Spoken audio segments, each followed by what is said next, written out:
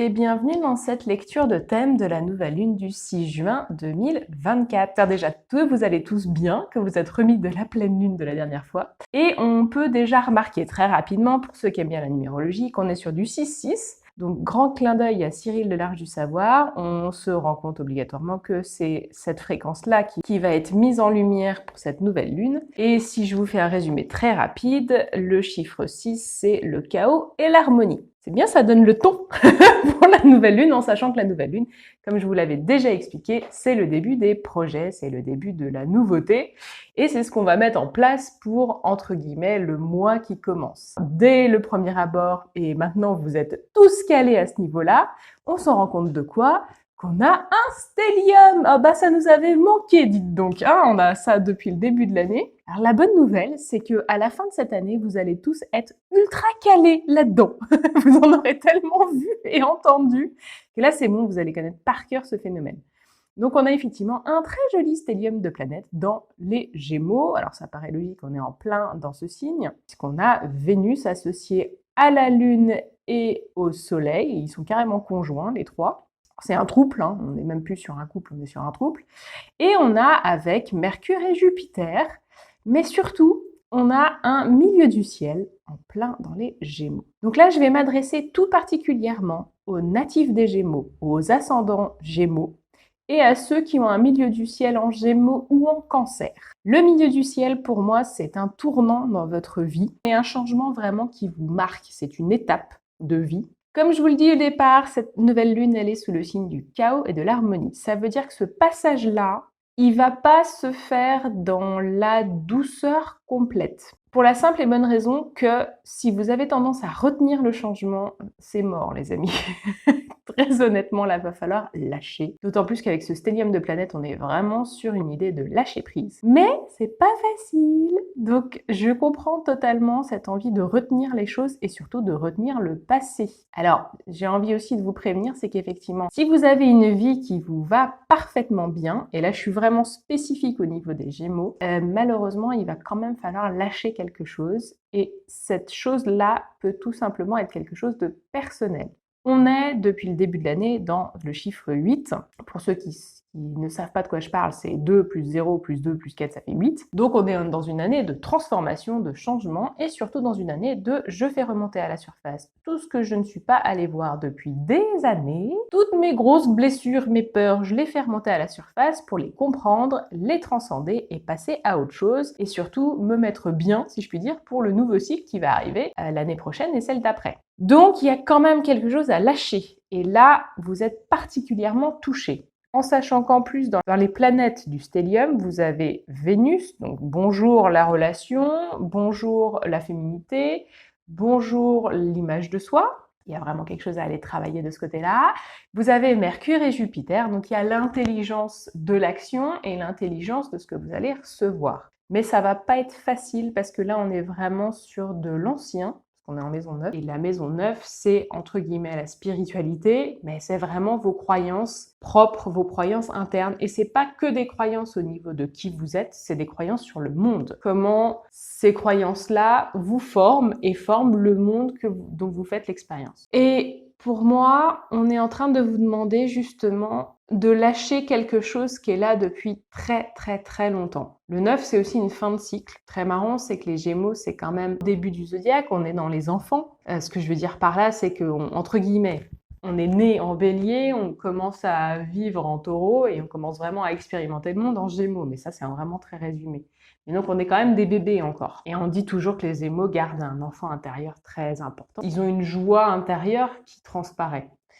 Le problème étant que les Gémeaux aussi n'arrivent pas à grandir, ça reste des grands enfants. Mais là, j'ai envie de dire que la nouvelle lune, elle vient mettre en lumière ça et qu'elle est en train de dire oui, alors c'est bien, t'es un enfant, mais il va falloir grandir quand même, parce que le but de la vie, c'est d'évoluer. Et donc, j'ai presque envie de vous dire que cette nouvelle lune va vous demander de lâcher l'enfance. Chose compliquée parce que on aime s'accrocher à notre enfance, qu'elle soit bonne ou mauvaise. Si elle est bonne, vous avez tendance à avoir cette fameuse nostalgie qui vous donne une zone de confort, qui vous donne un endroit où retourner. Si elle est pas bonne, cette enfance, ça vous donne une merveilleuse étiquette de victime.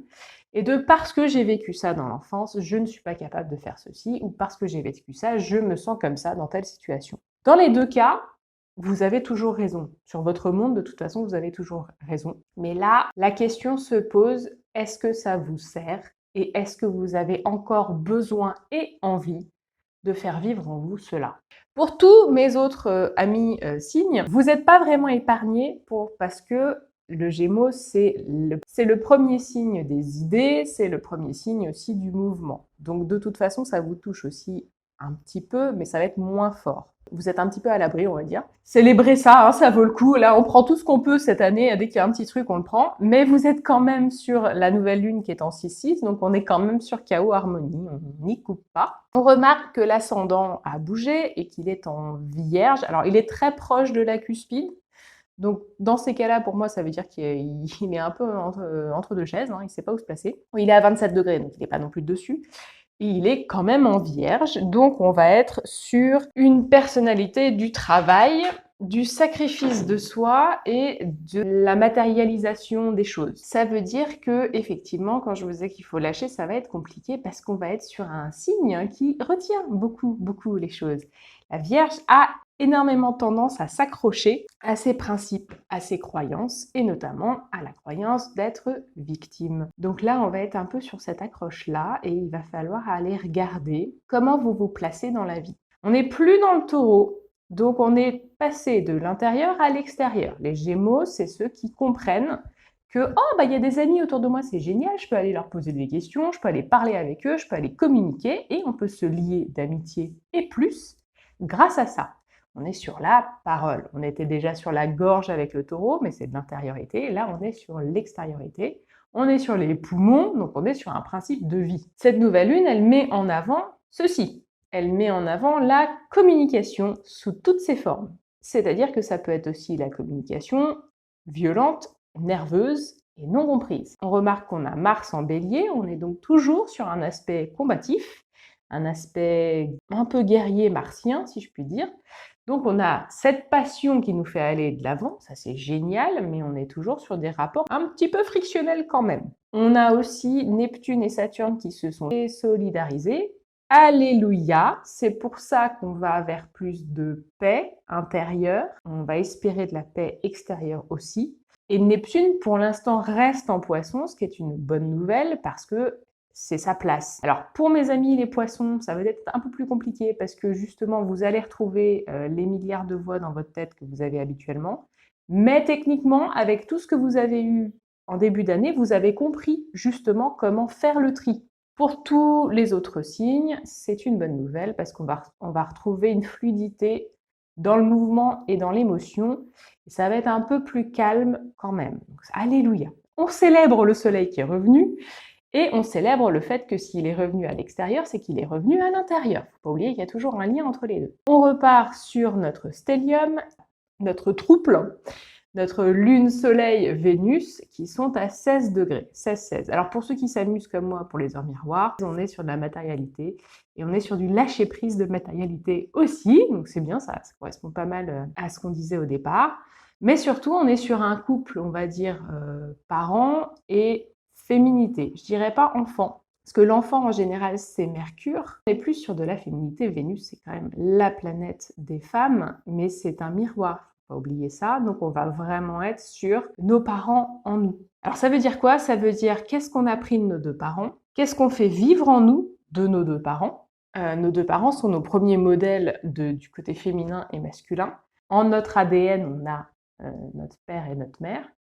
Et ils vont modeler nos aspects féminins et masculins. Au fil du temps, au fil des années, ce modelage est quelque chose qu'on fait consciemment, c'est-à-dire qu'on garde certaines choses, on fait le tri. La Vénus, elle va jouer comme un énorme miroir grossissant et elle est en train de nous dire « Ok, alors voilà, il y a ça devant toi. Qu'est-ce que t'en fais ?»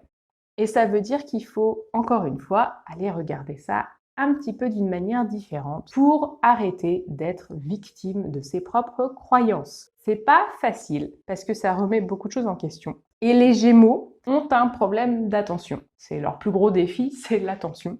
C'est-à-dire que pour focaliser leur regard, leur énergie et leurs paroles sur quelque chose, sans passer directement à autre chose, c'est très difficile.